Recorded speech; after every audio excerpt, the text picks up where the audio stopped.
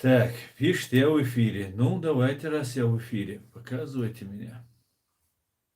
Вот это видео. Сейчас посмотрим, в эфире мы или нет. Вот мы в эфире. Вот так вот. Поднимемся. Все отлично, друзья. Наконец-то мы в эфире. Я приношу извинения. Тот стрим пришлось переподключиться сюда. Какие-то сбои начались, как обычно. И уже на мобильном телефоне. Я специально делаю на мобильном телефоне. Ва алейкум ассалам, ули машуоль. Я видел ваши комментарии, которые там писали. Но я не мог выйти в эфир. Почему? Писало у меня, что я в эфире, но вы не видели. Машдуоль, шадырша. Ассаламу алейкум. Витаю вас, друзья. Сегодня 19 июля 2022 года. 21 час 8 минут по Берлину и 22 часа 8 минут по городу Джохару, соответственно.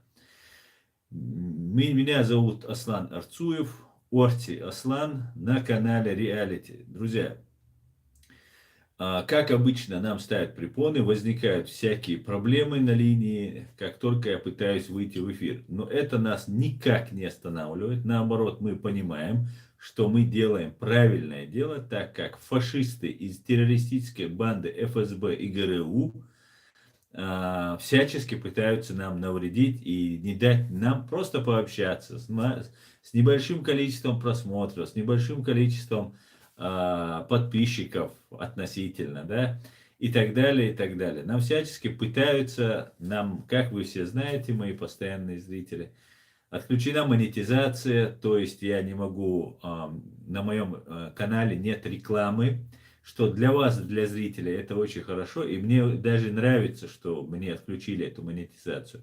Но когда нет монетизации, видео не показывает рекламу, когда видео YouTube не выставляет в таких, не рекомендует в интересных, там, популярных местах, поэтому, соответственно, не распространяется наша информация. Более того, у меня нет людей, которые специально сидят и мои стримы распространяют в социальных сетях. Более того, так как мы не являемся чьими-то управляемыми людьми, а являемся независимыми чеченскими гражданами Чеченской Республики Ичкерия, и говорим правду, какая бы она ни была горькая и какая бы она ни была опасная, из-за этого многие даже просто боятся смотреть. Я знаю, что скачивают мои ролики, и потом уже не в Ютубе отдельно люди смотрят во временно оккупированной Чеченской Республики Ичкерия. Но нам достаточно того, мне достаточно, да, для понимания ситуации того, что нас смотрят люди, которые принимают решения, которые умеют думать.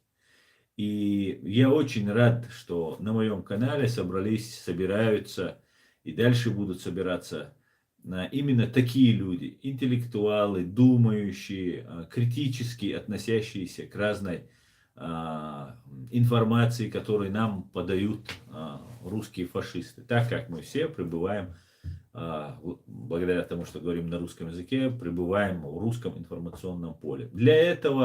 Благодаря этому мы можем очень многое видеть, предугадывать и оповещать мир о той опасности, которую несет нам фашистская Россия. Именно поэтому они нас запрещают, именно поэтому они всячески нас очерняют, тонны грязи выливается. Но вот что имеем, то имеем. Что имеем, то имеем. Поэтому, друзья, я рад вам, всем рад, так как у нас нет специальных людей, которые распространяют наши стримы. Призываю вас распространять стримы в социальных сетях, в группах, если это для вас безопасно. Убедитесь, что для вас безопасно. И как нам пишет Асамбек Тутаев, ставьте лайки. И от себя говорю, пишите ваши комментарии и распространяйте. Друзья, я вас еще раз сердечно всех приветствую. Так, ассаламу алейкум всем свободным людям. Алейкум ассалам. Чечня, не Россия на месте. А YouTube чукуястен ку эфире ссылк болхцабо. Да, Чечня не Россия, я не смог по той ссылке, которую я анонсировал, выйти в эфир. Были проблемы, как вы видите, минут 8 я помучился и быстренько сделал новый стрим. А, Всем мы, конечно, подождем, и, в принципе, нас и можно и в записи посмотреть.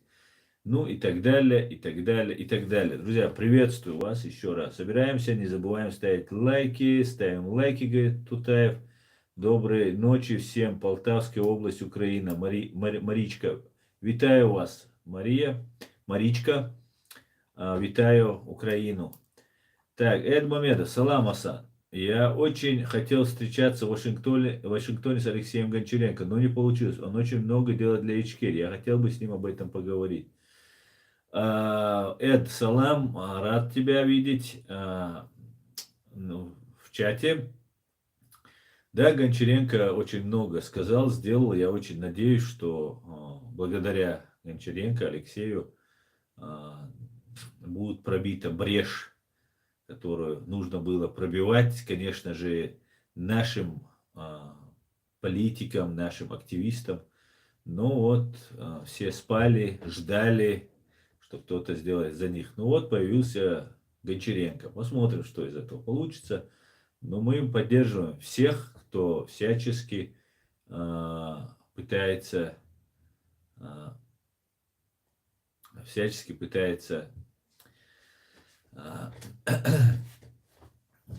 добиться какого-то результата. Так, лайки сразу ставлю. И Марина Чеченко троллюшу, бо антистрах. Антистрах, я тебя сделаю модератором. И ты можешь наблюдать, что да как происходит у нас в чате. Так, секрет. Алейкум ассалам. Абдалла, алейкум ассалам.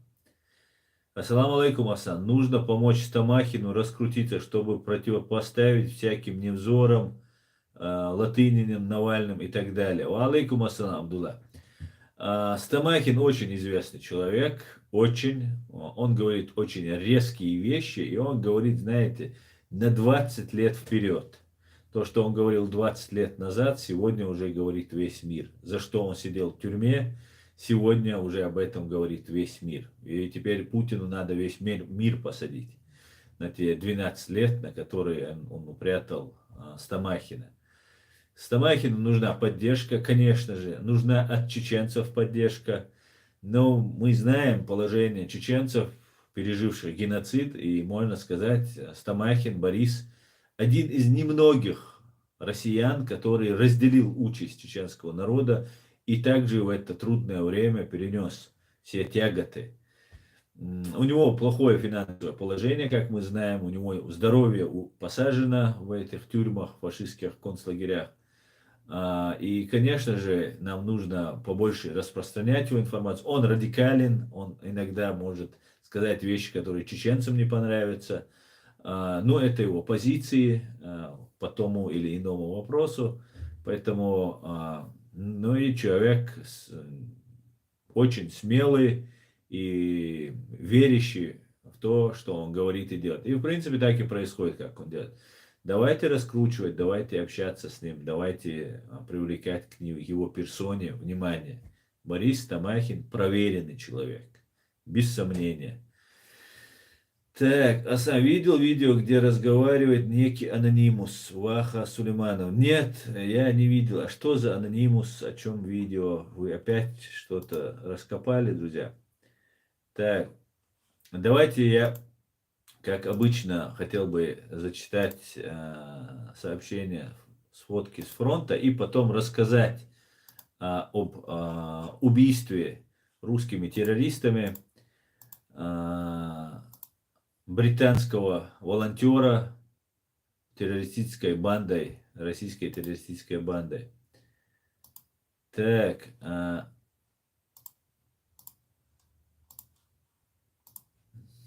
куда это делось? Вот он. Ну и для начала, перед тем, как рассказать это, я бы хотел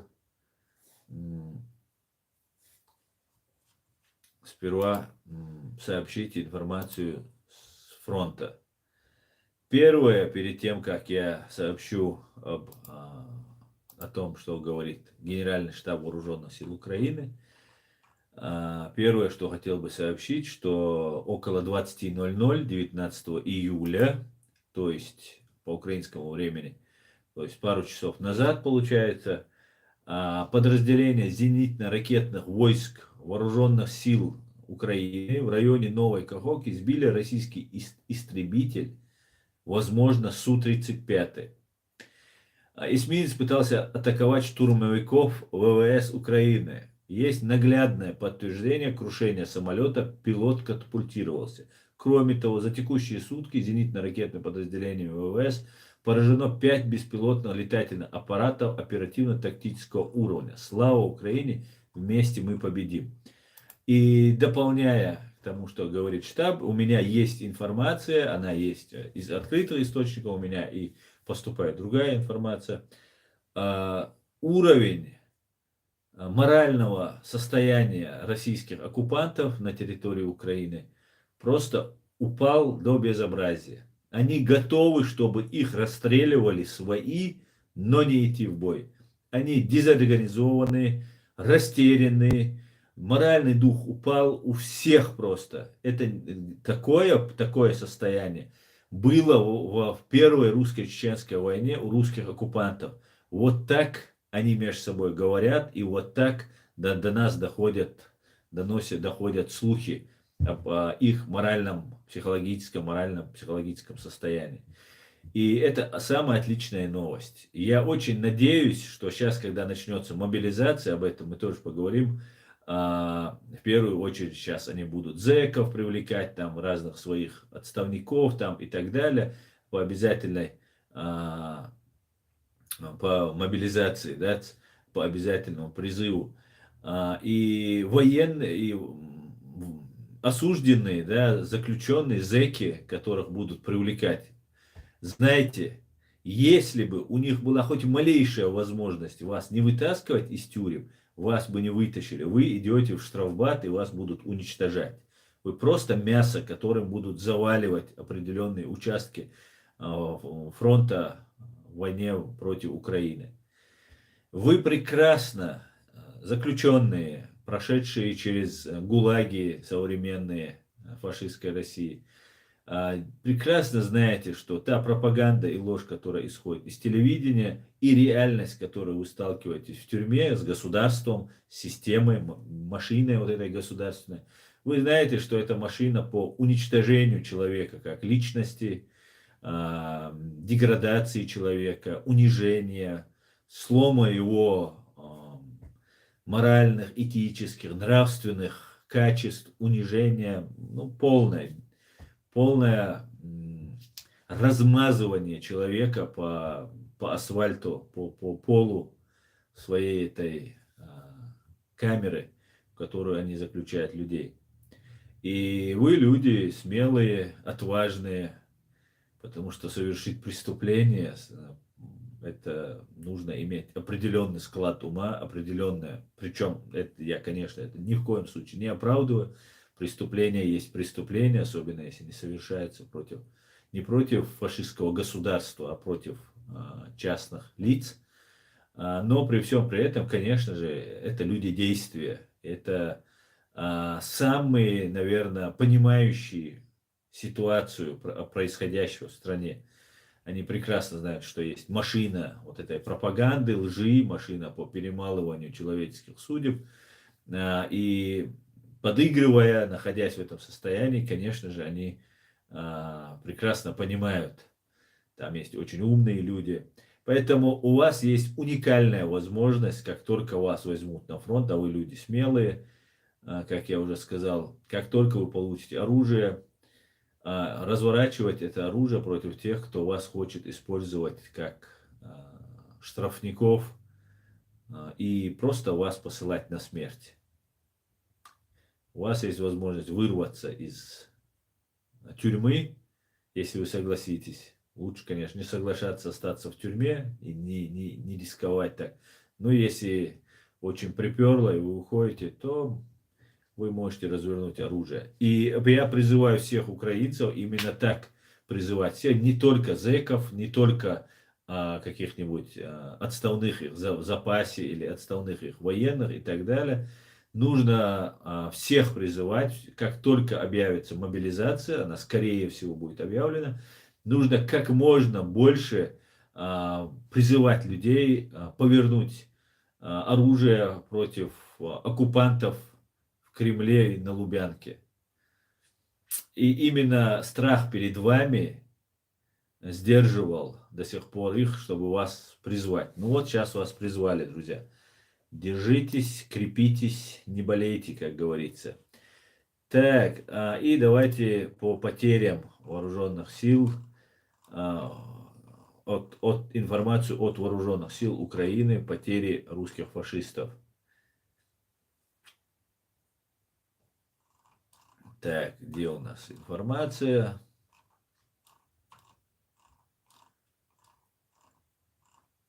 Самое интересное, вот украинские лица, которые на войне, которые уже такие понюхали пороха, видно, у них какие-то свои определенные лица бывают у этих людей. Они могут быть и женские лица, и мужские лица, но они какие-то излучают какую-то уверенность, какой-то свет из этих людей исходит. Они сражаются, защищают свою родину. Так, информация от Генерального штаба от 24 февраля 2022 года по 19 июля, то есть сегодня 2022 года. Ориентировочные потери противника. 100 человек за прошедшие сутки уничтожено. Итого 38 550. Цифра стремительно приближается к 40 тысяч. Я думаю, цифра будет дальше расти. 4 танка за прошедшие сутки уничтожено. Итого их стало 1691 танк.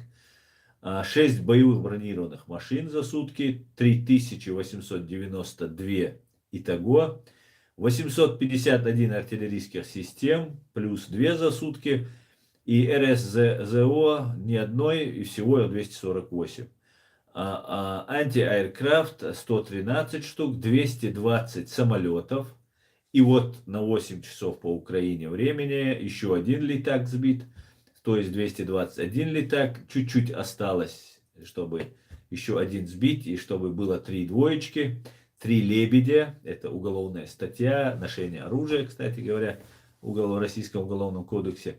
Поэтому давайте, украинцы, еще один самолетик с вас. И будет все круто. 188 вертолетов сбито.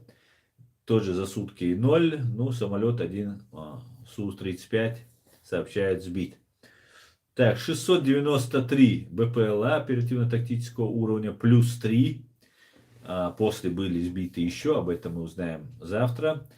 Крылатые ракеты 1 сбита, всего 167 сбито. Корабли-катера 15 штук, 0 за сутки. 2767 автомобильной техники и цистернов, 14 штук за сутки. Специальной техники 70 штук, 0 за сутки. Поздравляю вас. И пана Валерия Залужного также поздравляю, друзья. Супер просто, супер. Так, возвращаясь к новости нашей сегодняшней теме, хотел бы рассказать про убийство британского волонтера Пола Ури, который умер в плену самопровозглашенной ДНР, скажем так. Мне кажется, она никакая не самопровозглашенная, и нужно терминологию менять тут на Западе. Но сейчас речь не об этом. Информация нам поступила, что Пол умер в русском концлагере 15 июля, хотя говорят, он скончался 10 июля. То есть почти неделю, 5 дней русские фашисты скрывали эту информацию. Также нам известно, что к смертной казни приговорены 2 других британца. Это Шон Пинер и Айден Аслин. А также гражданин Марокко Садуна Брагима по обвинению в наемничестве. Также есть еще другие задержанные британцы. Вместе с Полом тоже был задержан, с Полом Ури, был задержан британец Пол Ури, переходил в районе Запорожья блокпост, недалеко от Запорожья, и был задержан, вместе с ним также был задержан Дилан Хилли.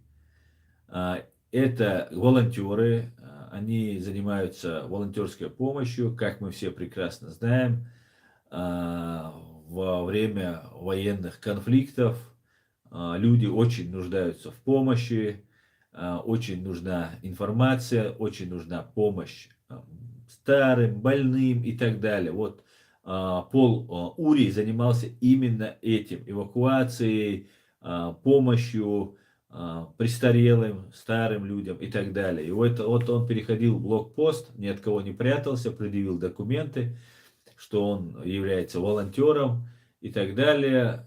Ну вот его русские террористы забрали и казнили. Эта казнь, я абсолютно не сомневаюсь, что это стопроцентное убийство. У Пола Ури был диабет, сахарный диабет, при нем был инсулин. Инсулин достать даже в Рашке или в этой террористической оккупированной части Украины не проблема, но и при нем у него родственники его сообщают, что у Пола Ури был с собой инсулин, но его, я полагаю, допытали, избили. Я уверен, они тело уже спрятали или пытаются избавиться от него, захоронили, скорее всего, для того, чтобы не была проведена патологоанатомическая экспертиза. Тело сейчас британская сторона запрашивает, русские его, по всей видимости, до сих пор не отдали. Тело не отдали Пола Ури. И в связи с этим я вспомнил случай, когда был убит Юсуп Хаджи Тимирханов, человек, которого обвинили в убийстве насильника, некрофила, террориста, убийцы, кстати говоря, уроженца Донецкой области, Юрия Буданова, террориста, который совершал массовые преступления, убийства в Чеченской республике Ичкерия против граждан нашей страны. Он был ликвидирован, и в 2018 году был убит Юсуп Тимирханов, которого обвинили в убийстве Юрия Буданова и приговорили к 15 годам лишения свободы. Через 5 лет после того, как его посадили, то есть в 2013 году Юсупа Тимирханова осудили, и через 5 лет на день ВДВ с ночи 2 августа на 3 августа, мы все прекрасно знаем, что 2 августа это день их вот этой бичевских десантников, и Владимир Шаманов, непосредственный начальник, бывший губернатор Ульяновской области, генерал Владимир Шаманов, был начальником Юрия Буданова и возглавлял так называемых бичевских десантуру их. И это был подарок десантникам, показать, что вот мы убили пленного чеченца, который в принципе, его вина в принципе так и не была доказана, но после его смерти поднялась вся республика, весь Северный Кавказ, с Европы, с Москвы, с других городов и стран. Чеченцы приезжали, чтобы проститься, попрощаться с Юсупом Тимирхановым и посетить его могилу и выразить соболезнования его родственникам. Вы все это видео видели.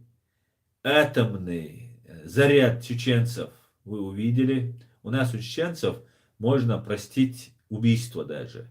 Можно простить травму, которую можно нанести.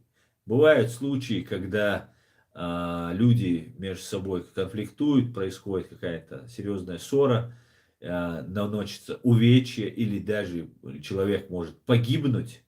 И потом собираются чеченцы и умные, уважаемые люди, которые пытаются решить этот вопрос. И бывает так, что убийца освобождается от ответственности. Он освобождается от наказание убийства, или если травма нанесена и так далее. Там очень сложная такая процедура, которая все равно этот человек, конечно, должен будет всю жизнь виноватым быть перед этими людьми и так далее, и так далее. Но у нас есть еще одна такая система управления конфликтами. Это посягательство на честь. Это вообще отдельная тема. Она ставится выше посягательства на жизнь человека. Это абсолютно так. Чеченцы, может, так особо не придают этому значения. Но на самом деле за посягательство на честь, если брать, например, убийство женщины, например, да, женщина считается честью чеченцев. Мама, жена, сестра – это люди, которые носят высокое звание матери и так далее. И честь является в первую очередь, конечно, женщина.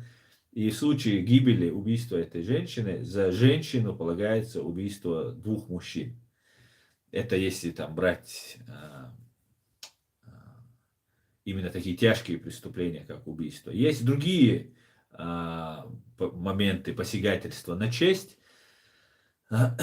И вот таким образом, когда вот происходит посягательство на честь, вот это чеченцы не прощают. И Юсуп Тимирханов именно отомстил за честь чеченского народа, над которой бич Буданов посягнул на эту честь и так далее. И чеченцы вышли, тогда так сложилось, потому что Ахмад Кадыров сказал, что Буданов преступник, российский суд приговорил его в тюрьме. Конечно, тогда его отправили сидеть в Ульяновскую область, его тогда приговорили к 10 годам, а в Ульяновской области был тот самый Владимир Шаманов, тот самый начальник его, командир десантуры. Тогда он был губернатором. После страшных кровавых преступлений в Чеченской Республике его удостоили губернаторства, такое, дали титул губернатора этой свинье, по которой плачет просто камера в на чеченской территории, тюрьма. Плачет по этому мерзавцу и подонку. Обязательно, конечно, это произойдет. Владимир Шаманов может не расслабляться. Что бы ни произошло, такие ублюдки, как ты, будут находиться и наказываться. Поэтому всему свое время. И Юсуп Тимирханов был убит, его привезли похоронить в свою страну. Российская власть в лице Рамзана Кадырова и других подхолопных товарищей запретили проводить патологоанатомическую экспертизу, не разрешили скрывать тело Юсупа Тимирханова, чтобы установить. И на похоронах Рамзан Кадыров сказал, что его никто не отравил и не убивал, он сам умер. Человеку было около 45, как и Полу Ури, или около 50 лет. Это был крепкий, здоровый мужчина, который бы избивался, унижался и в конце концов был убит. В конце концов был убит. Юсуп Тимирханов был не первый человек, который погиб. Я прекрасно знаю тюрьмы, хотя я, конечно, всю Россию в тюрьмы не объездил, но мне довелось ездить в центральной России в тюрьмах, мне довелось ездить в тюрьмы, изоляторы, в суды Московской области, Москвы. Это очень показательные такие, все хорошие и так далее.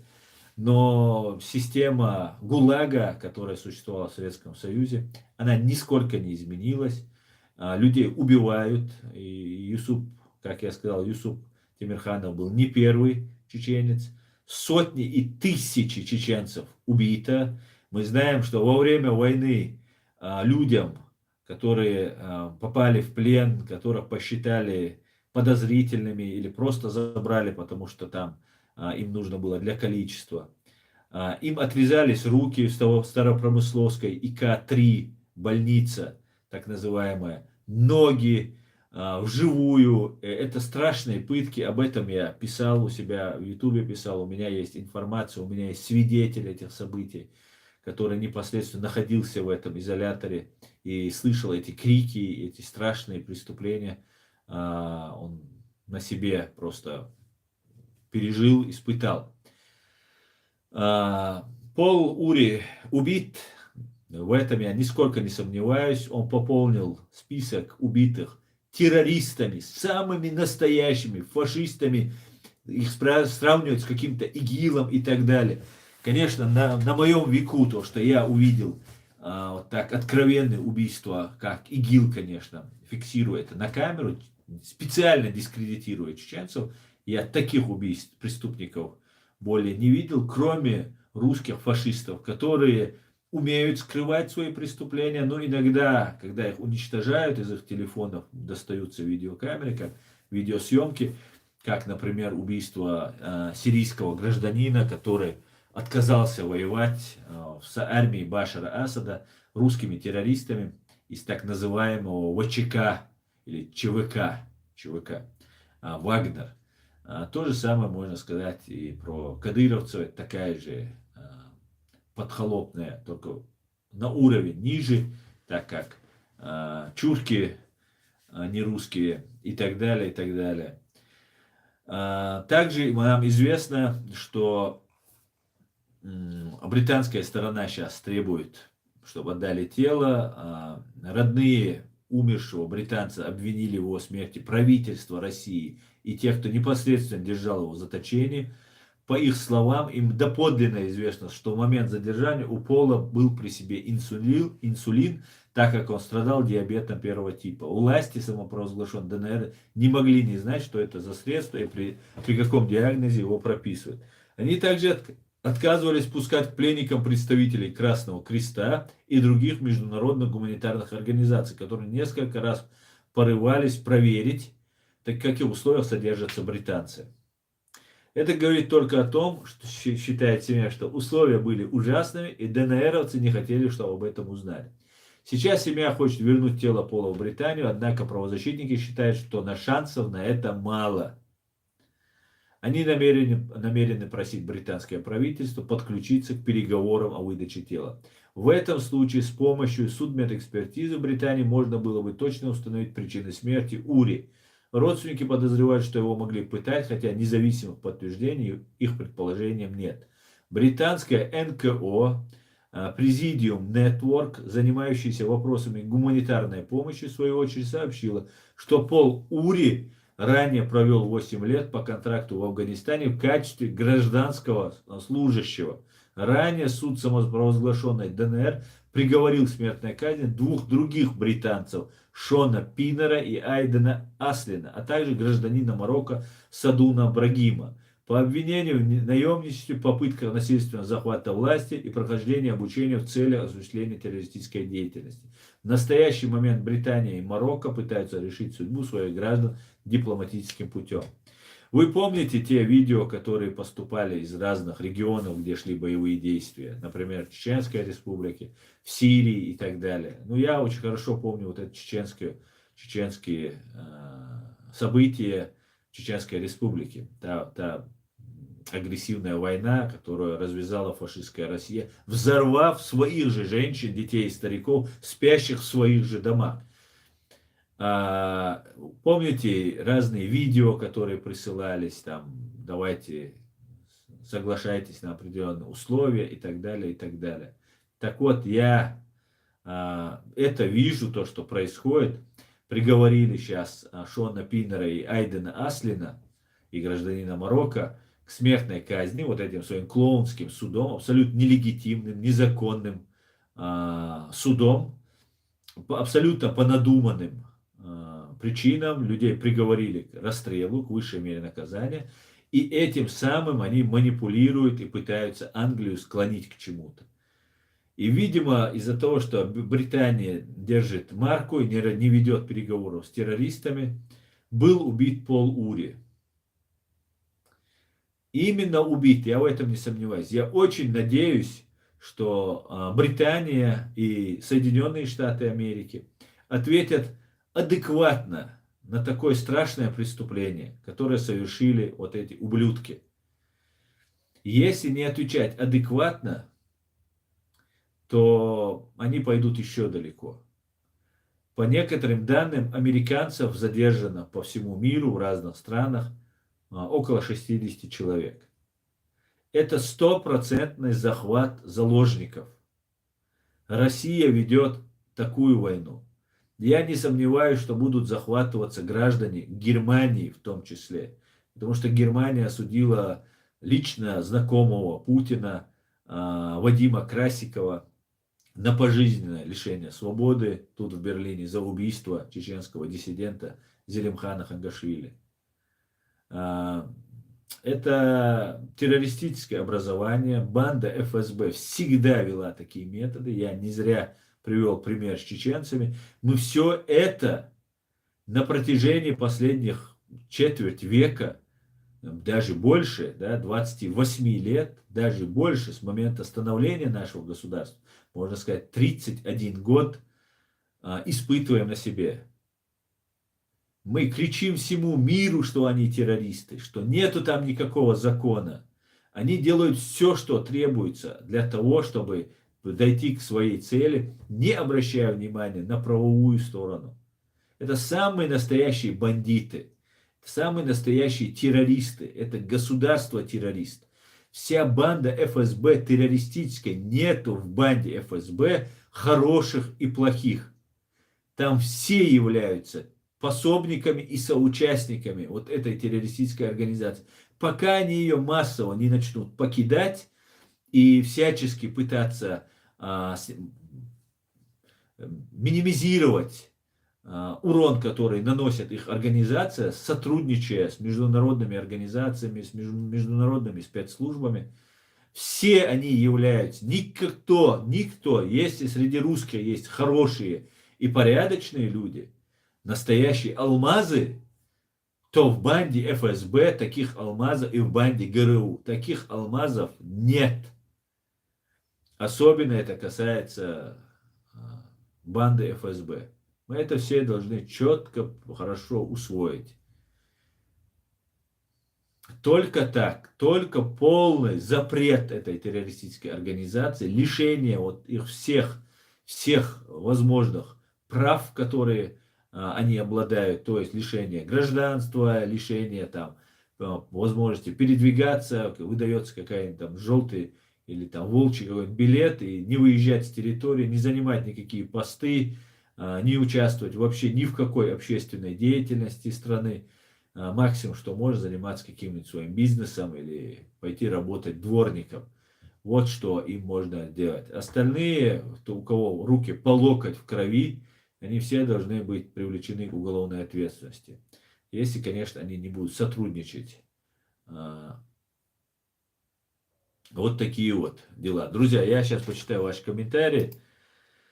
Байден, кстати говоря, сегодня сообщил действия в ответ на неправомерные задержания американцев за рубежом. Потому что российская, фашистская Россия задержала уже взяла в заложники нескольких американцев.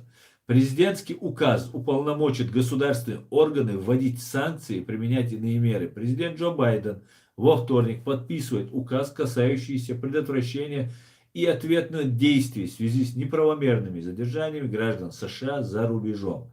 Данный указ уполномочит государственные органы вводить санкции и применять иные меры.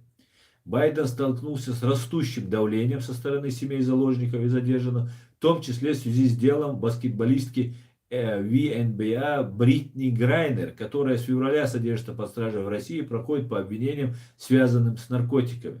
США не представляет официально данных о количестве американских граждан, содержащихся под стражей за рубежом, но фонд наследия Джеймса Фоули, названный в честь американского журналиста, похищенного, убитого в Сирии, утверждает, что более 60 граждан США незаконно удерживаются примерно в 18 странах. Некоторые из них удерживаются главными противниками США Ираном, Россией, Венесуэлой и Китаем. Высокопоставленные представители администрации в беседе с журналистами в понедельник сказали, что Байден стремится добиться разрешения всех этих дел и в то же время начать разрабатывать стратегию сдерживания, которая увеличит расплату за захват заложников, так и написано, захват заложников и неправомерное задержание. По словам официальных лиц, указ уполномочит ведомство налагать дополнительные санкции, в том числе финансовые, на тех, кто причастен к захвату заложников.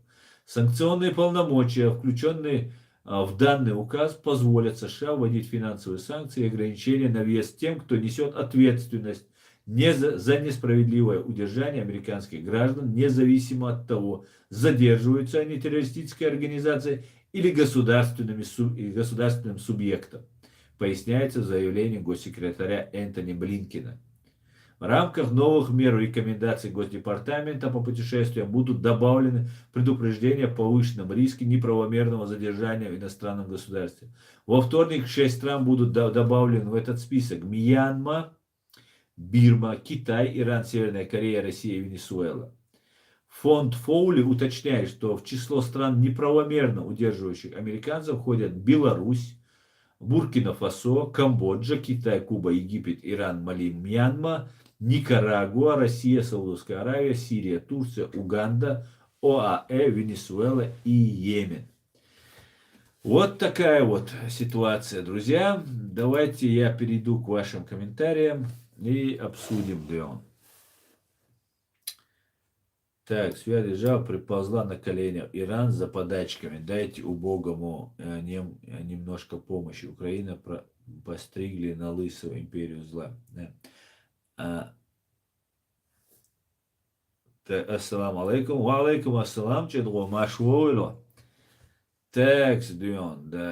Борис Тамахи. Так, я перемотал, друзья, потому что было очень много комментариев. Так.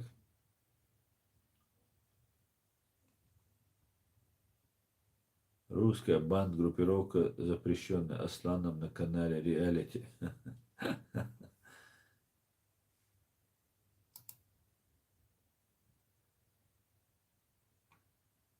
Так, ассаламу алейкум, алейкум.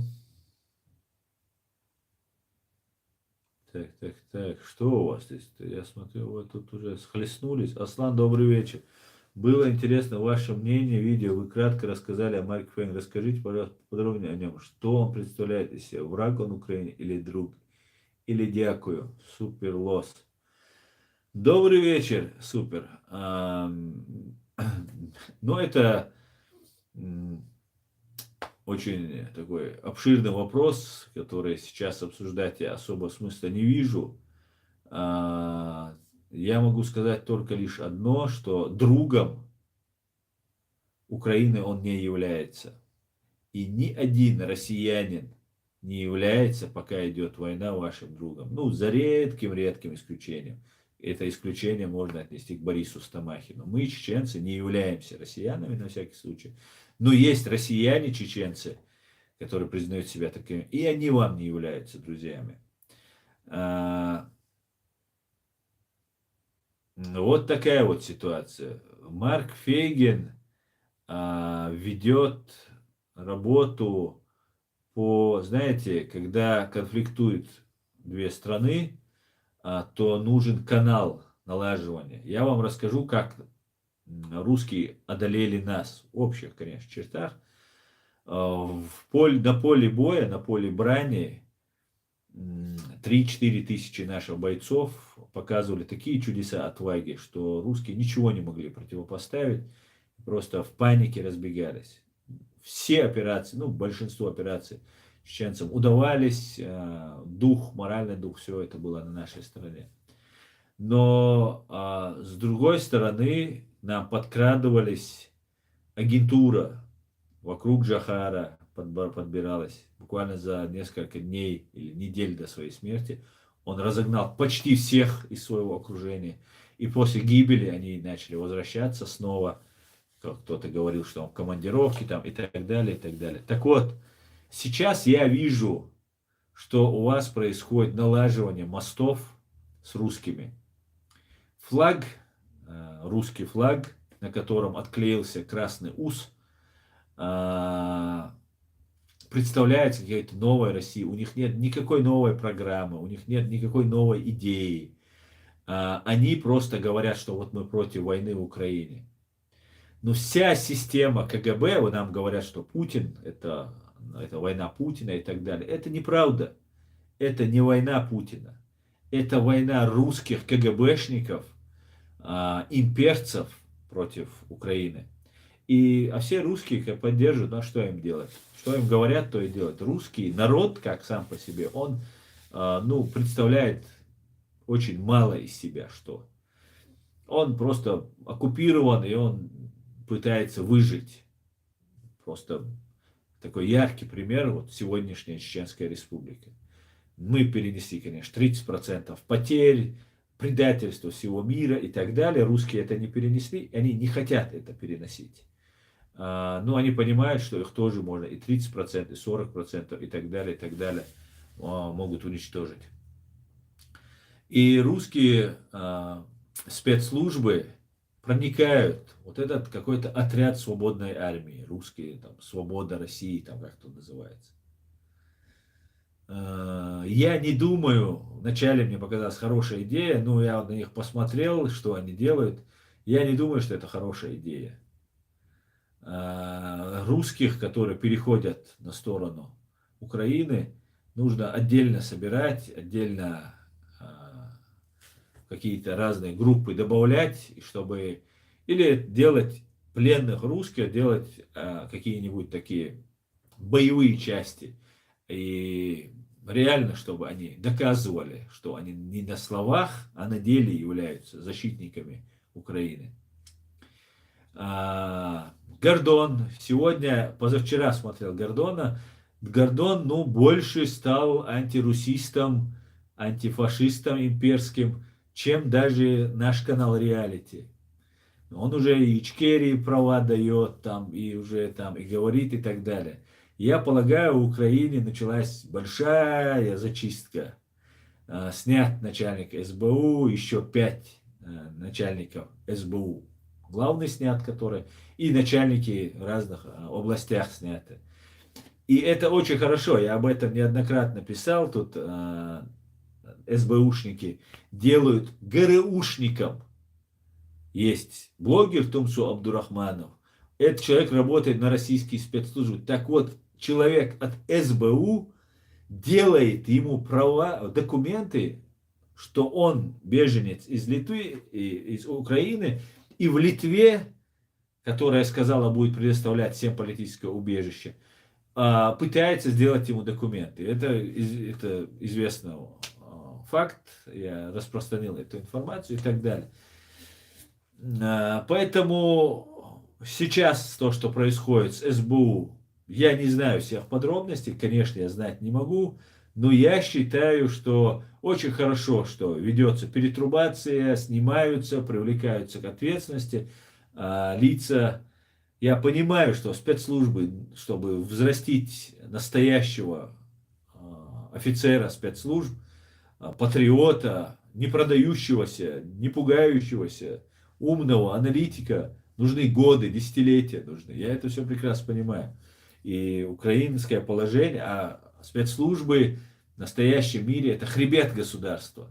И на них держится очень много. Да? Но они должны быть вне политики там, и все такое. Они должны быть солдатами в тени там, и так далее. Патриоты, большими патриотами должны быть эти люди. Но мы знаем, что фактически СБУ был филиалом ФСБ, террористической банды. Руководитель СБУ сбежал в 2014 году в Россию. Министр обороны сбежал. И все силовики и так далее. Некоторые СБУшники по рангам пониже тоже перешли. Некоторые на оккупированных территориях остались также работать и так далее. Понятно, что это были за люди. И какая у них была вообще любовь к своей стране. Так вот, я советую украинцам абсолютно перестать разговаривать. Ни Фейгину, ни Олегу Жданову, ни Арестовичу ни в коем случае не разговаривать с этими людьми. Да, это пропаганда, там в определенной степени может быть и нужно, есть эти моменты, но вообще контакты со всеми, у вас на телевидении в Украине, огромное количество русских консервов. Киселев, Гонопольский, Монопольский, там, и так далее, и так далее. Сейчас Невзорову дали гражданство. Это вообще непонятно мне. Ребят, вы проиграете. Если войной мы выиграли, войной вы выиграете, вы уже выигрываете. Вы во всех смыслах выигрываете. На вас обрушилась 200-тысячная армия, которая собиралась просто вас поставить на колени за 3 дня. И вы выкрутились из этой ситуации, не имея даже еще поддержки, вооруженной поддержки, хотя информационная, политическая, разведывательная была с первых дней и даже раньше, с 2014 года была поддержка, той, которой не было у нас. Вы выстояли, сейчас вы получаете супер оружие, оружие, которое на 2 ступени выше вот этих мудаков, которые к вам пришли. И они в панике, вы даже просто не передать словами тот ужас и страх, который у них есть. И вот в этой ситуации есть большая опасность, что спецслужбы зайдут с тыла. Они заходят, я это вижу просто. Просто надо перестать вести какой-то закон. Во время военных действий не надо ни с кем церемониться. Убрать всех из этих эфиров. Пускай говорят только лишь те люди, которые имеют репутацию. Свобода слова — это самое главное достижение, наверное, человечества за прошедшие, там, не знаю, 100 лет, да за всю историю. Но во время войны с этим врагом, который очень-очень хитер и коварен, который много лет готовился, это не война Путина. Об этом в 95-6 году говорил Джохар, что будет война в Крыму, в Украине и так далее. Ну, мы же не можем это отрицать. Это факт, который нам передавал советский генерал. Это не война Путина. Не станет Путин, они продолжат эту войну. Нет, они, если у них не будет идти как-то, да, и Путина не станет, они что-то там будут мутить и так далее. Но если все будет идти хорошо и резко Путин умрет, там что-то с ним произойдет, они с удовольствием продолжат эту войну. Они никогда не отстанут от России. Никогда. Пока им не дадут в морду. Захватить там, вернуть свои даже территории вам недостаточно. Поэтому моя вот позиция в этом вопросе, она однозначна. Как бы они ни говорили, просто невероятно, как умеют они лгать и лицемерить. Поэтому нужно всячески избегать их. И Фейкин ничем от других не отличается. Так, давайте почитаю ваши комментарии, друзья. Седана Дарова, Марк Фейгин, авантюрист и бывший наемник Караджича, куда мог попасть только при содействии российских спецслужб. У меня искренне удивляет его популярность у украинской стороны. Седана Дарова, абсолютно с тобой согласен. Там много чего. Даже вообще как общаются, просто посмотреть, как он с Гудковым общается, как он с другими общается. И, ну, видно, к чему он клонит, к чему он идет. Ему позволено что-то говорить там. Никто не знает, в какой стране он сидит, где он, что он. Вроде бы не в России и так далее, и так далее. Но это сказки все. Сказки. Сидят с Гудковым, разговаривают. Прямо Фейгин говорит, пишите Гудкову, что вот вы против России, что вы против Путина, против этой войны. Это выявление этих людей. Понимаете? Ужас просто, ужас. Илларионов вроде честно, но твердо до последнего, что не будет полноценного вторжения РФ. Твердил, я не доверяю Илларионову и вам советую. Так, ФСБ конченые и из всех черных дельфин по жизни. Так, пожалуйста, без мата, пожалуйста. Астан, почему белорусы не восстанут сейчас? Это не ко мне. Объясните, почему Астан так мало аудитории. Потому что нам всячески мешают, нас постоянно задвигают куда-то. Знаете, как-то я у себя в эфире, мне кто-то рассказал, что когда вы одновременно подписываетесь, там, например, 20 человек, 40 человек, там 40 аккаунтов, и потом вы резко отписываетесь, то YouTube показывает, что этот канал не интересен. Так вот, они каждый день там по несколько десятков мне подписываются и сразу убираются. Это бывает видно просто. Добавляется, каждый день они это делают. Таким образом, видео не появляется там в просмотрах, не показывается и так далее. Но меня смотрят люди, несколько тысяч человек, которым понятно, во-первых, что я говорю, потому что еще нужно иметь определенную подготовку, чтобы понять, о чем я пытаюсь тут донести до людей. Там, интеллектуальный уровень определенный должен быть. Без обид, конечно, к некоторым. Но этого достаточно. Вот, например, я недавно только говорил про СБУ, писал про него, потому что СБУшница, одна некая Денисенко, на меня набросилась, начала ложь про меня писать. Я подумал даже, может, найти адвоката в Украине и подать на нее заявление. Ну, потом подумал связываться с этой. У меня времени нет, и не стоит оно того. Просто написал открытое письмо и написал СБУ, пожалуйста, успокойте вашу бабушку, и чтобы она не писала ложь на меня, что у меня какие-то бизнесы там, что я отсюда управляю в Москве какими-то бизнесами и так далее, и так далее. Ну, вроде успокоилась, замолчала, видимо, я ударил в нужное место, в нужную точку, вступать с ней в полемику не имел ни малейшего желания. Так что сегодня началась хорошая такая зачистка, это очень хорошо, нужно зачищать. В Украине достаточно честных, порядочных людей, которые будут защищать достойно свою страну в рядах СБУ. Слава Украине! Так,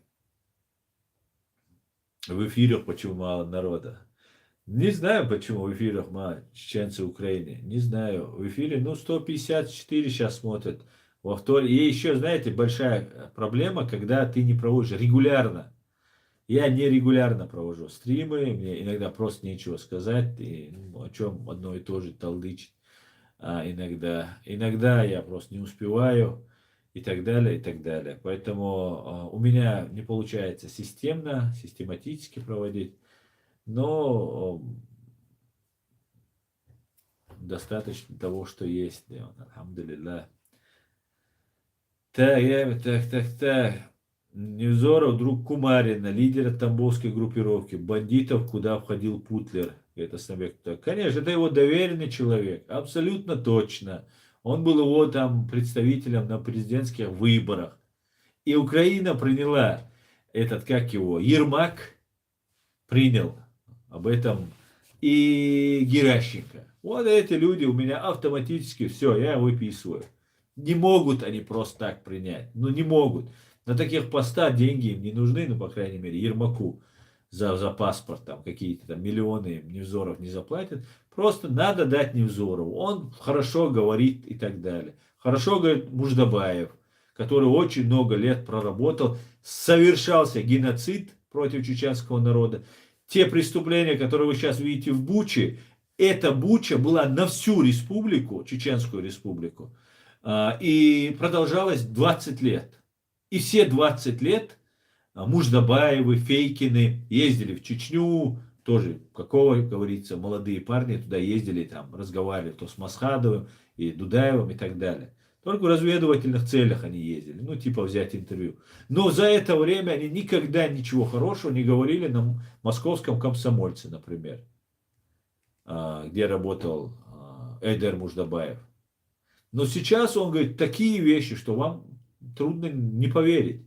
Например, у нас есть разные тут блогеры.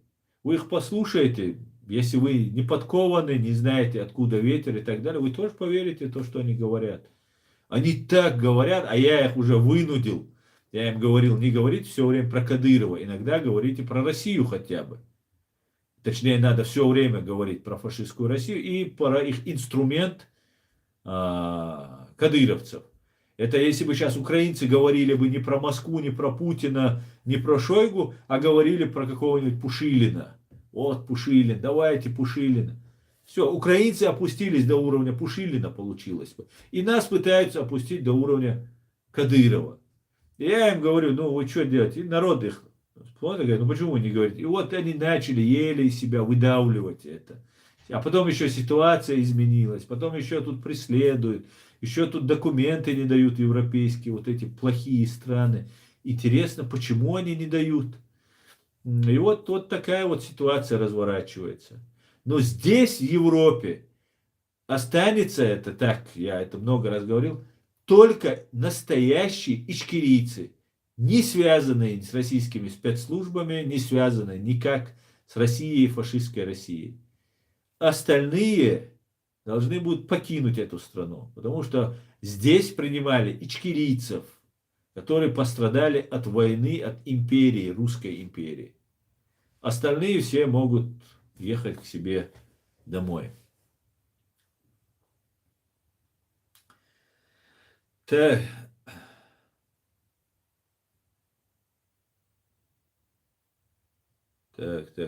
Аслам Ашвар. Хаваль, Маш. Все-таки религиозные фанатики наши, многие считают светскими джахилем. Все-таки религиозные фанатики наши. Аслана многие считают светским джахилем. Они могут меня кем угодно считать. Они просто не понимают, что мы делаем. Для них же хорошо. Но придет время, они поймут, о чем мы говорили. Явится истина, изгинет ложь. Да, Алмулlah. Так. Очень важно Украине СБУ занятое проверять таких, как Гордон и Айдер, прикол ему подобным. Да, Эд, я полностью с тобой согласен. Абсолютно так.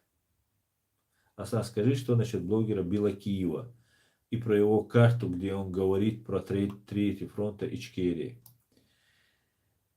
Я, если честно, не слежу за этим Белокиевым, но вот скажи мне, кто твой друг, и я скажу, кто ты, как говорится.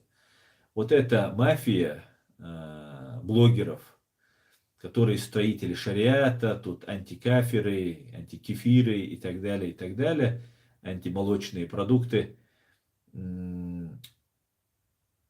из одной оперы, я могу сказать. Вот что я могу сказать. Я не знаю, зачем позвали их туда, в Украину, зачем батальон шейха Мансура его принял. Человека, который, например, Тумсо Абдурахманов занимался прослушками наших партизан. А мы знаем, я говорю, все, большая часть людей погибла у нас из-за телефонов, из-за прослушек.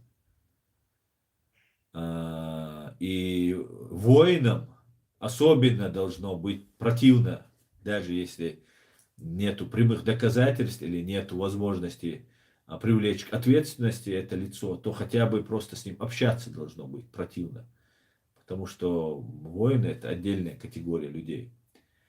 Когда в 2017-2013 году у Кадырова, это видео у меня тут имеется, в архиве у меня, собрались под началом Кадырова, как бы Кадыров, видимо, это финансировал все, люди и блогерское движение. Так вот, там был представитель от Польши. Это не был вот этот Белокиев, это было другое лицо, которое постоянно на камеру пытался не попадать. Но о нем говорили, о нем писали они в этот день и так далее. Там был Игорь Шмаков, непосредственно начальник Тумсо Абдурахманова. И Тумсо Абдурахманова отправили учиться в Москву на год или полтора обучаться вот этому ремеслу. И когда я это увидел, я подумал, должен появиться в Польше какой-то блогер. Я сейчас не утверждаю, что именно Белокиев является вот именно тем блогером. Но у меня тогда возникла мысль. Этот там с Польши человек появился. И вот блогеры, вот этот появился. И, короче, также есть еще один из батальона шейха Мансура, бывший боец, так называемый шейха Мансура, Мансур Садулаев, который проживает в Вене где-то, или в Австрии, или в Швеции он проживает. Не знаю сейчас точно, где он проживает. Но этот человек как бы тоже себя позиционировал таким борцом против кадыровского режима. И в итоге как-то, когда меня попытались вербовать 3 года назад, в 2019 году, и на меня было большое давление, меня пытались помирить, там еще какие-то чеченские вот эти разные задействовались механизмы по примирению с человеком, который работает на российские спецслужбы, представители правительства чеченской, так называемого правительства Чеченской Республики, пытались меня примирить, что я категорически отказывался.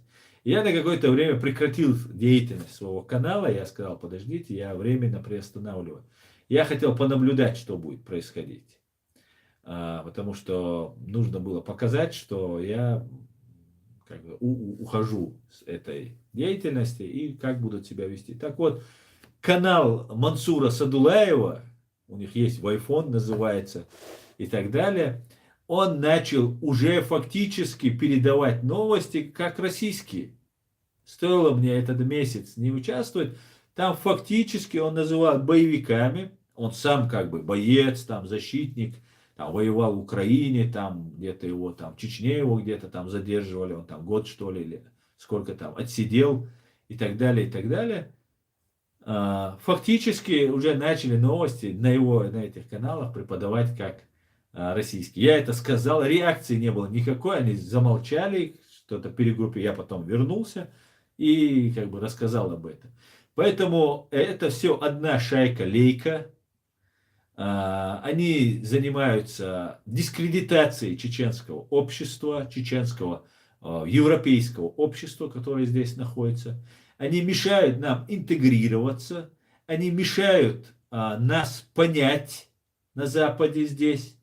Нас представляют какими-то радикалами, которые борются с каким-то только Кадыровым, что мы являемся личными врагами Кадырова. Да, некоторым на Западе удобно бороться не с русскими, а с Кадыровым, а с русскими договориться. Нам это неудобно. Нам этого недостаточно просто. Если уберут какого-то Кадырова, поставят какого-нибудь там Даудова или еще какого. Нам какая разница, чеченцам? Поэтому вот это блогерское движение, которое появилось, я бы относился бы очень осторожно. Единственное, кого можно не подозревать, который работает, но он тоже прыгает в одну сторону, в другую сторону, не буду я сейчас называть его фамилию, то объявится еще здесь и начнется какая-нибудь перепалка с ним, потому что он иногда не понимает даже комплименты. Поэтому остальные все находятся вот полностью. Меня тоже, на меня оказывалось давление, меня брали в разработку, меня привлекали по доверию своему, по наивности своей. Я доверял людям, ну, говорят на чеченском, патриоты, так классно говорят там и так далее. Вот такие вот вещи со мной тоже происходили, но мне как-то удалось дистанцироваться. Я всячески не подпускаю никого себе, вот кто связан с Россией. Им удается некоторым подойти ко мне, пообщаться. Но я как бы именно поэтому остаюсь как бы вне поля зрения. Также кадыровцы, так называемые кадыровцы, подрусские, часть кадыровские, там есть другая часть, вот, которая представляет эти блогеры и так далее. Это, скорее всего, все являются ГРУ, военная разведка. Она очень сильна, особенно в чеченском сегменте. Они провели очень тяжелую войну против чеченского народа. И под видом ичкерийцев внедрялись тут на Западе. Это было в начале 2000-х годов. Мне рассказывали наши люди, которые находились в сопротивлении, что в 2000-2001 году очень одиозные товарищи, работающие на русских, покидали республику. И он рассказывает, мой товарищ рассказывает, что им тогда казалось, что они бегут. А оказывается, их отправляли сюда, чтобы они налаживали сеть. И вот этими разными своими ухищрениями Россия здесь так закрепилась, что ни одна копейка уже до наших бойцов в Чеченскую Республику не доходила. Просто делили бабки между собой. Даже ни одного доллара, ни одного евро уже не доходило, потому что все делилось тут. И сопротивление оказалось абсолютно на произвол судьбы брошено. Не велась никакая работа, грызня между собой началась, потому что спецслужбы это очень хорошо умеют. И вот таким образом на протяжении уже 20 лет здесь, в Европе, живут сотрудники российских служб, которые представляются некоторые ичкерийцами, некоторые ваххабистами и так далее, и так далее. И вот всячески пытаются выполнять приказы, которые, или задачи, которые перед ними ставят их холопское руководство. Да. Как-то так, да. Я бы посоветовал бы вообще не общаться с этими блогерами никому. Современная Россия начиналась при активном содействии Илариону и плавно перетекла в фашистскую страну преступника, в страну преступника. Не доверять ни одному из них, включая Швецию. Швецию тоже не стоит доверять, конечно. Абсолютно с вами согласен.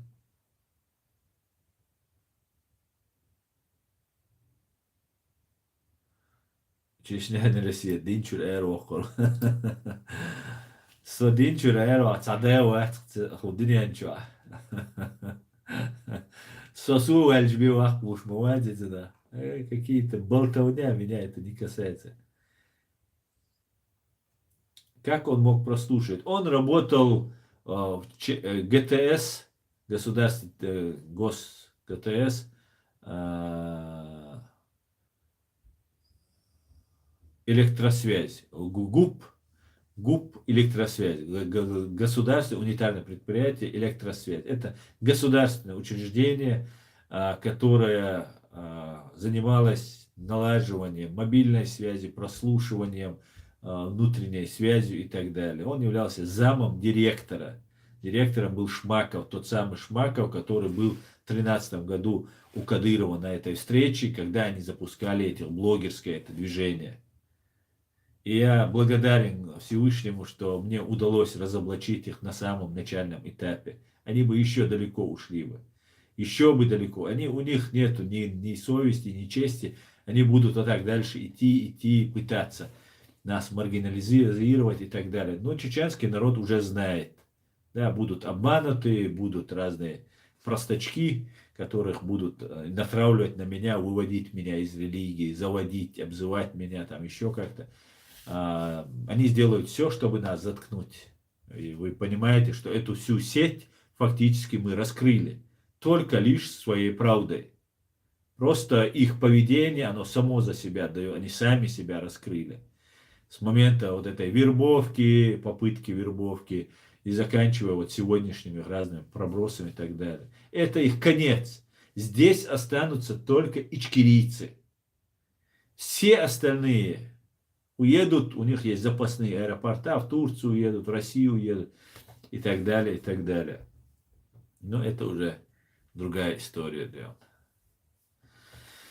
Так, я думаю, Украине надо всех проверять, как-то имел отношение с ФСБ или ФРФ, фашистская Российская Федерация. Я знаю, как ему. Так, чеченцы Украине через аппаратуру. Как ты относишься к Джамбулату Сулейману? Он уже не представляет Бартмашу. Никак я не отношусь. Никак. Я не знаю, чем они занимаются. Куда они идут. Не знаю я. Я знаю, что среди них есть агенты, которые черти, чушки есть разные, как Казбек Айтукаев, которому не хватает духа доехать до меня. Я так тебя хотел бы увидеть, Казбек. Хаула, очень тебя хочу увидеть. Я как тебя никого не хочу увидеть. Хаула, обешвала.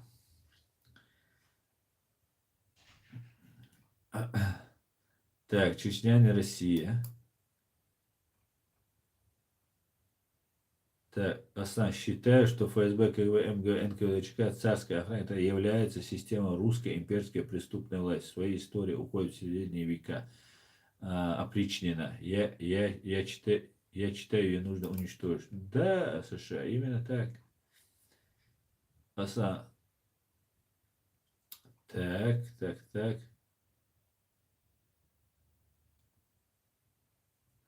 Асан, почему не был на... Не был и не был. А что, я должен был быть? На сомнительные тусовки не выхожу. Асан, Вайфонд это агенты ФСБ, говорит секрет Трумпа. Так, Асан, почему не был? Так, это уже повторяется. Надо брать пример с Израиля под ее оккупацией. Для этого нужно финансы и так далее. Даже их спецслужбы рассчитаны на то, чтобы не совершать прежних ошибок. Есть ли у нас какой-нибудь фонд или что-то подобное? Нет, к сожалению, у нас ничего подобного нет. Но это все быстро организовывается при желании. При желании это организовывается очень быстро. Так, секрет. Что за вопросы были? Я перемотал просто.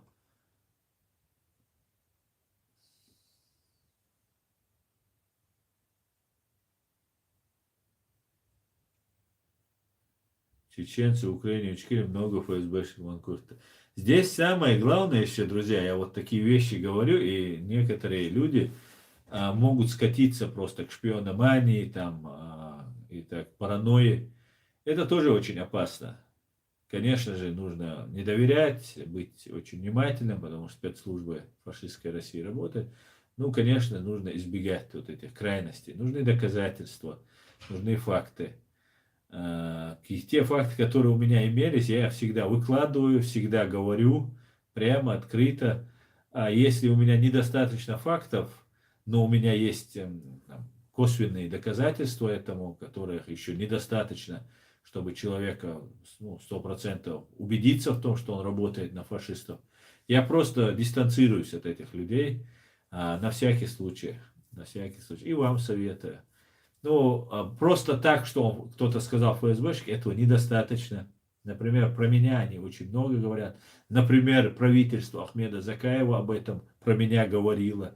После того, как я отказался от предложения, которое член правительства Нашхо Эльдаров, по другим данным, Руслан Сулейманов, предложил мне работать на российскую разведку. После этого они начали называть меня ФСБшником, потому что я отказался от сотрудничества с ГРУ, наверное, поэтому. Поэтому, конечно, в душе остается осадок. Я по себе знаю, если кто-то говорит на кого-то, это ФСБшник или так далее, особенно в моем положении, сразу же возникает такое недоверие человеку, по которому могут написать. Но опять же, мы должны разбираться и быть аккуратными. То, что они могут стравливать, обманывать, это вообще в этом я единственное, в чем я признаю их заслуги, в чем я признаю их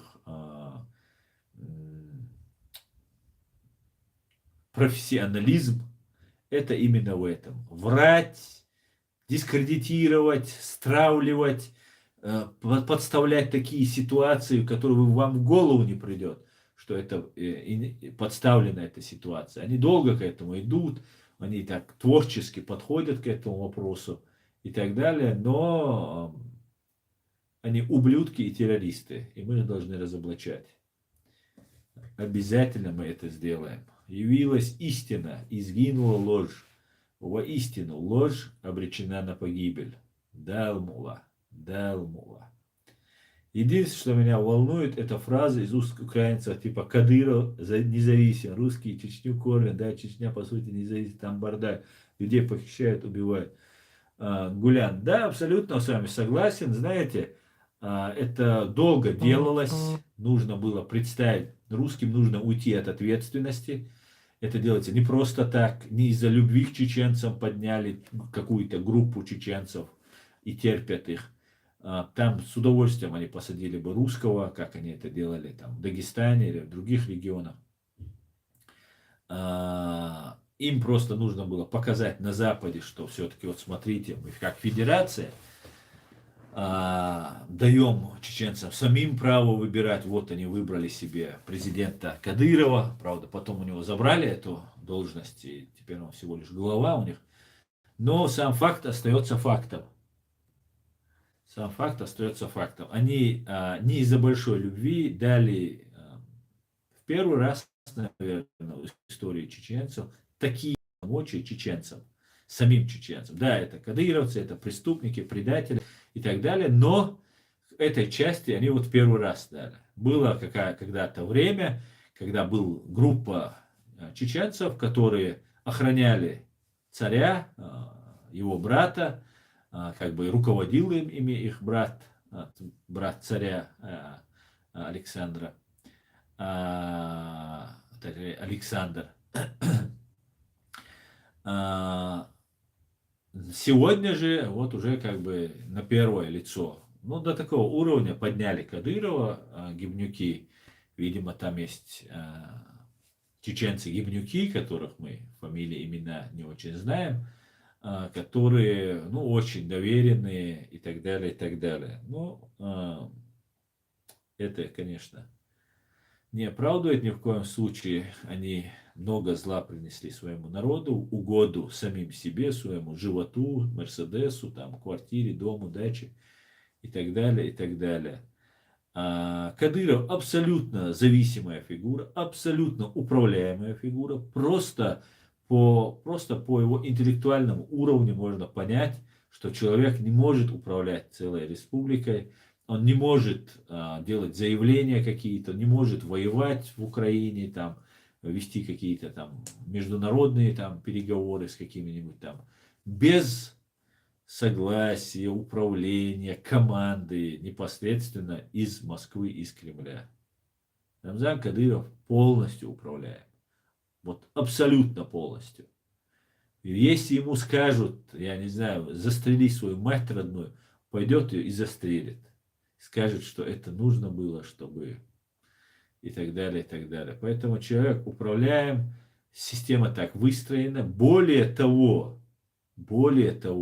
не только они оккупировали и захватили нашу территорию, поставили органы управления над нами, они даже наше сопротивление попытались, кто сопротивлялся, не подписывался, не поддавался, его убивали, так попытались внедриться в наше сопротивление, так как на Западе уровень доверия к чеченцам, благодаря Абдурахману Авторханову, благодаря Джахару Дудаеву и десяткам и может быть сотням лучших, на самом деле лучших представителей чеченского народа, которые имели вес слова здесь на Западе, нам доверяли. И русские спецслужбы не просто нас уничтожали, они через нас внедрялись, это доверие, да, которое появляется. Вот нужно завоевать это доверие. Вот через этих чеченцев они внедрялись. И сейчас мы наблюдаем вот эту картину. И я надеюсь, это будет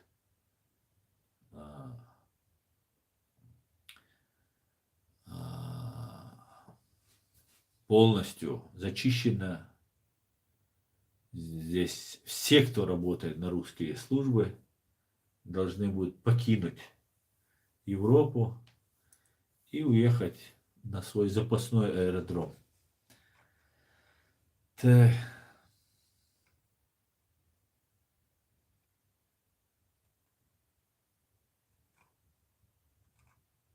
Так, Аслан, галерея флагов друзей ночью Ичкерии. Да, именно так.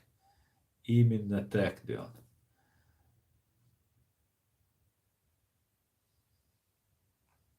Я сегодня говорил с секрета, и он сказал, что все будет Ичкерия.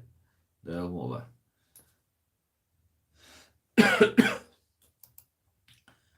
Так, чеченцы говорят, так. Аслан, если больше часа делать эфир, просмотра мало бывает.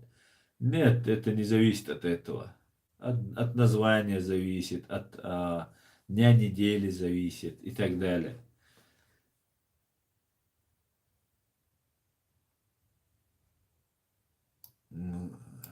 Гилян, Гилян, да, если не ошибаюсь. Это очень сложный вопрос. Это очень сложный, который вот так я сейчас вам не отвечу. Что вот там а, правительство, нет правительства. Это очень большая, долгая история. А сам что думаете про Юрия Швеца и его деятельность? Как думаете, ему можно доверять? Я бы не стал ему доверять. Оставь их, пусть ко мне заглянут. Да не. Видишь, Денис, нормально здесь. Асан, скажи, чтобы меня не блокировал Мождада. Чеченцы в Украине. Мождада, не блокируй, не блокируй. Только явный мат, оскорбления и там. Вот только таких мы блокируем. Прошу моих модераторов не блокировать чеченцев в Украине. Человека с ником чеченцы в Украине. Так, Гилян, разве главой правительства изгнания не должен был стать автоматически заместитель погибшего президента, один из министров его кабинета? У нас система была наподобие американской. У нас ведь избирались, правда, на 5 лет, в Америке 4, а у нас избирался президент и вместе с ним вице-президент. Они вдвоем шли. И было всегда так.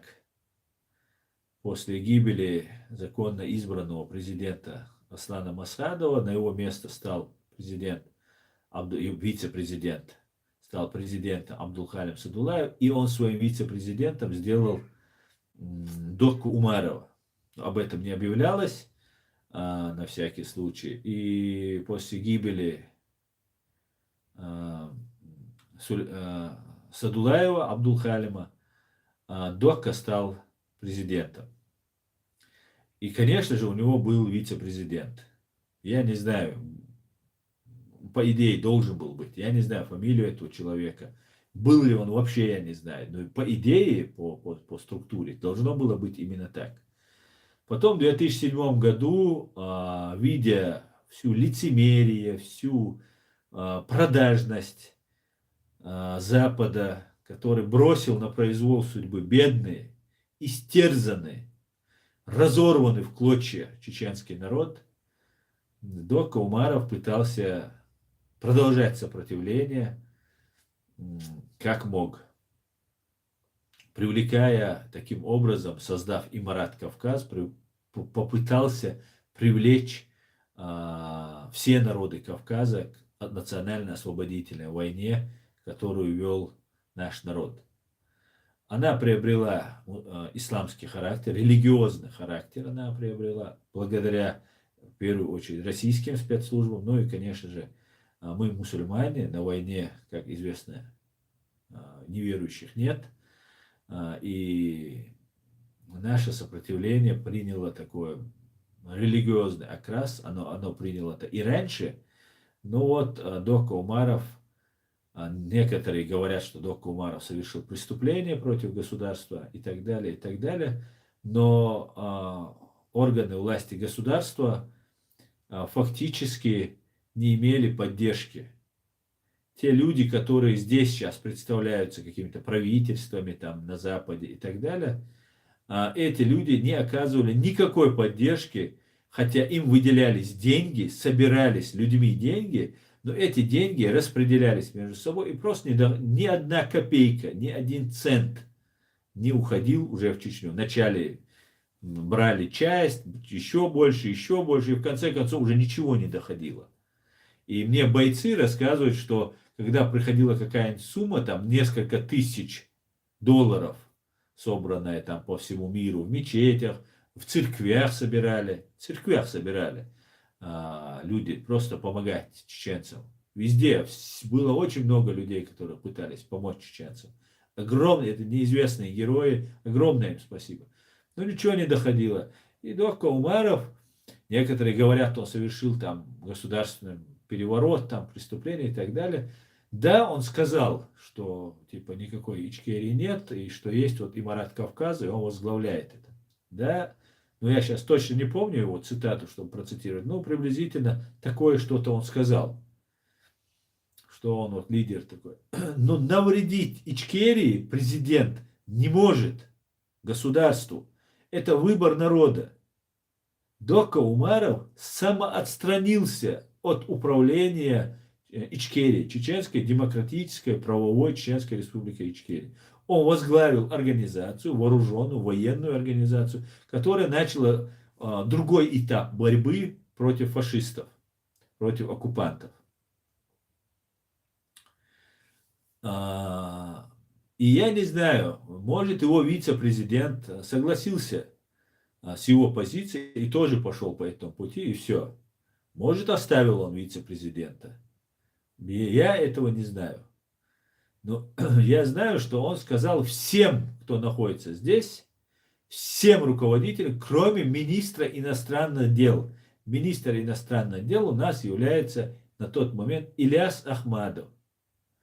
Кроме Ильяса Ахмадова, Аслан Масхадов еще при своей жизни сказал, все вернутся в Чеченскую республику, потому что никакой деятельности не ведется, и от имени нашего государства я вас не уполномачиваю вести эти переговоры. Ну, обманами, правдами, неправдами, подделками разными, как нам сообщают некоторые люди, подделками документов, что я там назначен на какой-то пост. А как известно, одно сообщение могло несколько месяцев доходить до Аслана Масхадова, возвращаться столько же. Оно могло до года дойти, ситуация была вот такой. И здесь на местах заранее прибывшая агентура, люди, которые не чисты на руку, они не агенты, но не прочь пустить руку в чеченскую казну, государственную казну, и немножко позолотить себе ручку. Вот таким образом наше сопротивление дошло до того, до чего дошло. Этому очень способствовал им Кавказ-центр, который Маулади Удуга проживает в Турции. Они такие религиозные вещи пишут. Все у них маджахеды, судный день, в Сирии воевать, там, тут и так далее. Бедный чеченский народ, истекающий кровью, в эту всю кашу, которой нет конца. Я считаю, ошибка то, что сделал Дока Умаров. Но при этом я считаю, Дока Умаров величайший сын чеченского народа, герой чеченского народа. И если к нему есть претензии, там, взрыв аэропорту Домодедово, это безусловно террористический акт, кто бы его не организовал и кто бы не исполнил, но я не верю, что за ним стоит Дока Умаров. Нам показывали какие-то кассеты, там еще что-то. Все подделывается, все переделывается и так далее. Да, Дока Умаров объявил Эмират Кавказ, да, он потом объявлял там врагами Америку, Израиль и так далее, и так далее. Не знаю, для чего это делал. Я это не считаю правильным, но я считаю, что последний президент Чеченской республики Ичкерия, Дока Умаров, был и останется великим сыном чеченского народа. При этом, конечно же, есть ошибки.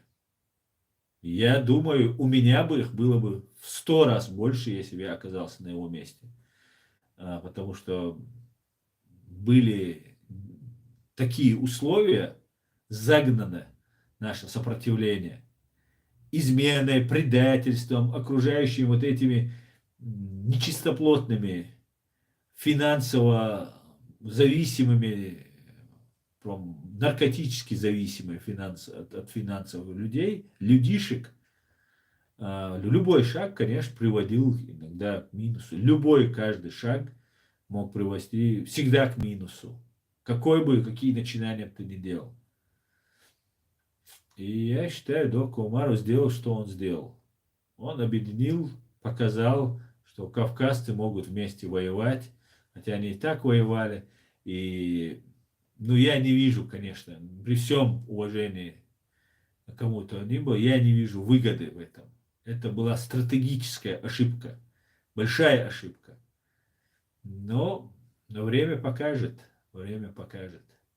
К большому сожалению, последний президент Ичкерии оставил нас вот в том положении, в котором мы оказались.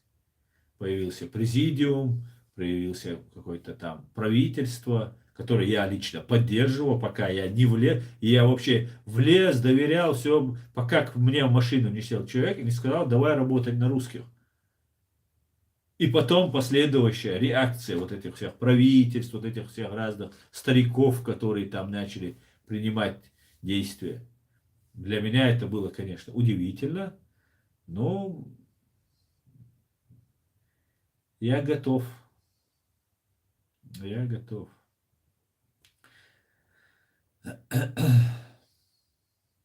Богдан Гальчика. Здравствуйте. Скажите, что изменит всеобщая мобилизация в России? Ведь у них нет техники.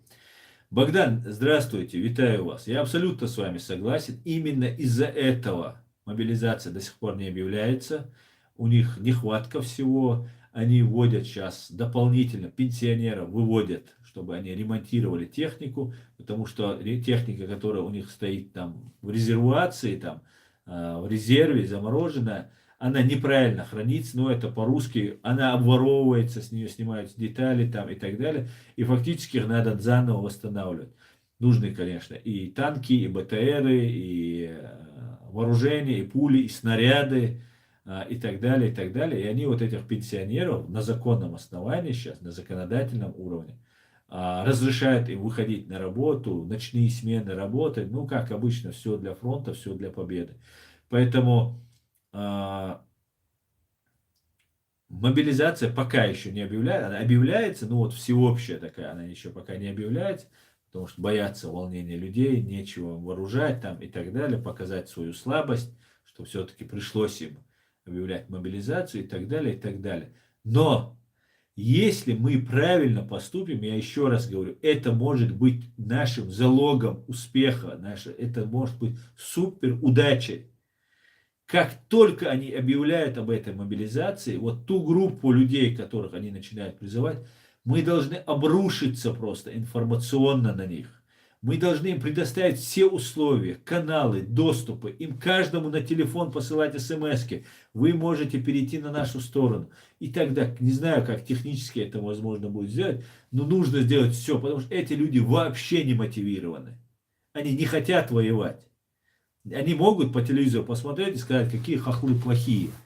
Потому что им там весь день Скобеева со Соловьевым что-то рассказывали. Из Симонян. Но при этом они абсолютно не собираются воевать, не имеют желания и не будут воевать. Но Путину важно, чтобы вы их убили как можно больше. Миллион вы убьете русских, и это отлично для Путина. Вот какая система, вот как Россия побеждает всегда. Я всегда удивлялся этому. У них нету никаких рамок моральных, никаких ограничителей. Они применяют все. Мы говорим только правду, мы ограничены правдой. Они говорят ложью. Они засыпают людей трупами. Сколько бы ты их не убивал, им их не жалко. Им важно, миллион убьют, значит, 1 к 3, если 300 тысяч украинцев должны погибнуть. Ну, с учетом вооружения там и так далее. Пускай 1 к 10 это будет потеря украинцев. 100 тысяч украинцев. И вот это такой предел прочности проверяется украинцев. 100 тысяч погибнут. Выдержат украинцы вот этот натиск. Потеряют миллион. Не выдержат. Захватим. Выдержат. Отползут назад. Но закончатся же эти миллион. Закончатся. Уже люди не пойдут. Отползут. Какая великая победа. Как мы сражались. Потом Невзоров скажет, украинцы, ну давайте помиримся. Потом Гордон скажет, да, надо. Арестович скажет, Навальный хороший парень. И так далее, и так далее. И мимикрирование, изменение, вот как в сосуде жидкость, перетекут просто. И снова вылезут, и опять эта гибня образуется. Вот отсюда останутся военные, останутся буряты, останутся кадыровцы, которые мучили бедных там русский народ и заставляли их воевать. И украинцев они убивали. И останутся вот эти гибнюки. Они всегда это делают за счет, всегда гибня делают за счет других. Вот так она и будет выворачиваться, выкручиваться из этой ситуации. Поэтому мобилизация, она не так страшна. Наоборот, мне кажется, это может быть колоссальнейшим просто. Я просто даже боюсь об этом так много говорить, что они часто смотрят меня, я думаю, всегда меня смотрят, и не только они, слава богу, меня смотрят. И они, мне кажется, могут не прислушаться, точнее, прислушаться к тому, я скажу, и не объявить мобилизацию, потому что испугаются. Точно так же было, когда они из-под Киева уходили. Я очень уверенно и точно знал, что их там просто сотрут. Я об этом сказал, на второй день они ушли. Поэтому, как говорится, может, мое мнение было каплей той, которая перевесила ту чашу. Вот как-то так, друзья, как-то так. Не надо бояться, самое главное, ничего бояться. У них положение в 100 крат хуже, чем у вас, чем у украинцев. Ничего больше того, что они делают, они уже не сделают. Ну, не могут они. Все они уже использовали. Они уже опозорились, что их вторая армия, уже украинцы смеются, весь мир смеется. Вторая армия ничего не может, там, не справляется и так далее, и так далее. Ну вот, Дион. Получается, что все-таки не получается дело. Так, давайте почитаем.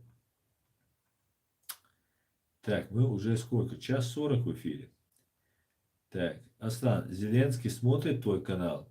Я не думаю, что смотрит Зеленский, хотя, может, он смотрит, но из его окружения люди смотрят точно. Так.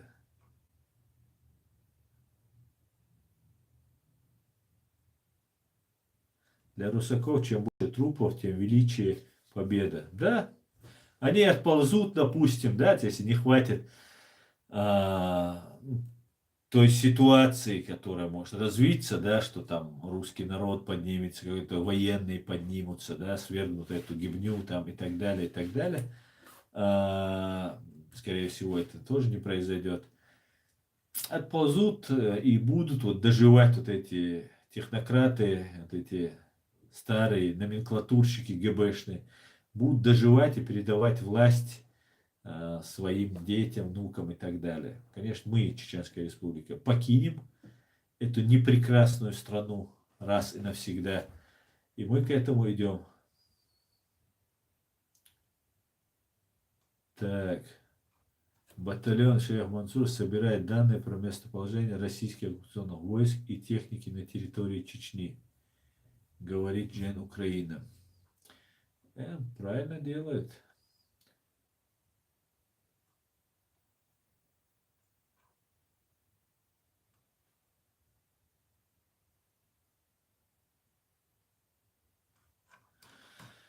Так, хотя много зверства голову они резали. Аслан, ты еще общаешься с Курочкиными?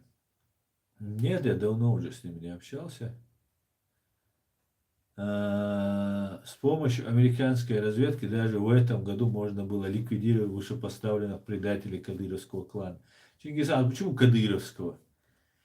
Почему, например, не каких-нибудь там Дугиных, Путиных, Патрушевых? Почему не их? Они же мозг. Фабрика мысли там. Они являются имперцами. Они являются главными провокаторами, зачинщиками этой войны. Они должны нести ответственность. Кадыров, конечно, я не возражаю, чтобы его привлекли к ответственности. Ни в коем случае.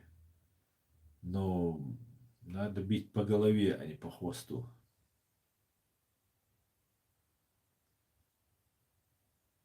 Спикером батальона стал Белаки. Как такое? Я не знаю, как такое возможно. Я не знаю. Я не знаю, почему это делается.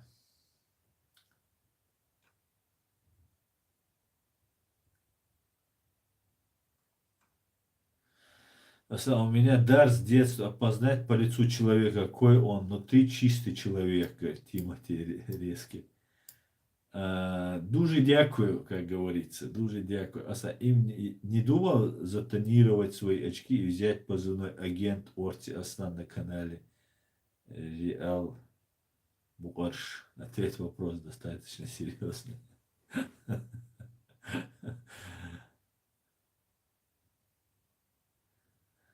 Так, Асан, ты же вроде был сторонником Закаева, сейчас нет. Да, чеченец, я нет, теперь нет.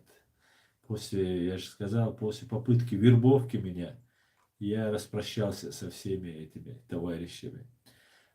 Так, Асан, так, ну хватит имя, фамилия, что ты спамишь?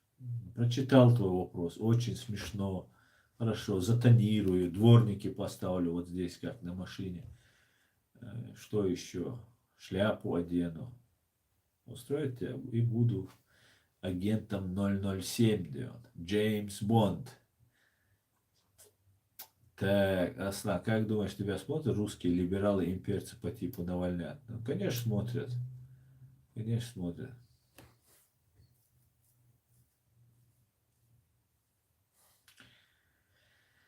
Так, Аслан, я про кадыровца. Я знаю, что люди делают из злости. Даже украинцы делали дела.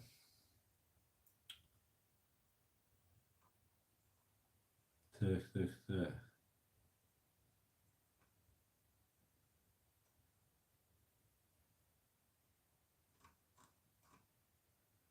Неожиданно, говорит. Да, чеченцы в Украине. Вернее, это ожиданно, я уже давно об этом говорю. Я давно приходил к этой мысли. Здесь много было событий. Много. И на этом все закончилось. Так, друзья, время. Я уже, конечно, долго в эфире. Я бы, конечно, еще остался.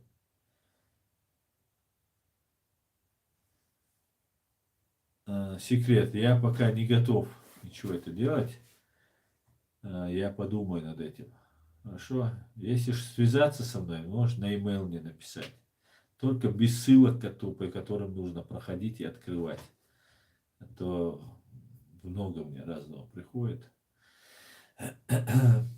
Друзья, идет война, страшная война. Война, а многие не понимают, что происходит до конца. Если выиграет Россия, она если утвердится, она станет до десятилетия зло, абсолютное зло победит. И нам нужно сделать так, чтобы это абсолютное зло не только не победило и на десятилетия не захватило власть над миром, где будут проводиться теракты, убийства и так далее, и так далее. Как это делают ФСБшники, как они это умеют делать. Поэтому нам нужно всячески помогать. Весь мир уже должен понимать, что это последняя война, после которой наступят очень страшные времена, если Украина не выстоит. Мы должны всячески помочь Украине выстоять, поддерживать ее всячески, и словом, и делом, гуманитарным делом, помогать. Слава Богу, Украине и так хорошо помогают, но каждый должны носить свой вклад.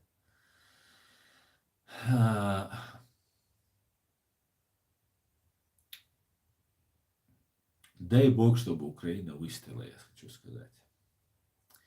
И дай Бог нам, чеченцам, очиститься от русской грязи, которая очень много прилипла к нам, нашему бедному, многострадальному чеченскому народу. Но нам всегда хватало сил и мужества выкарабкиваться из самых тяжелых положений. И сейчас мы выкарабкаемся. Нисколько в этом не сомневаюсь. Все будет Ичкерия. Слава Украине. Всего самого хорошего, друзья. Адикюэль маш ойл бюс де галюэль вежери ежели.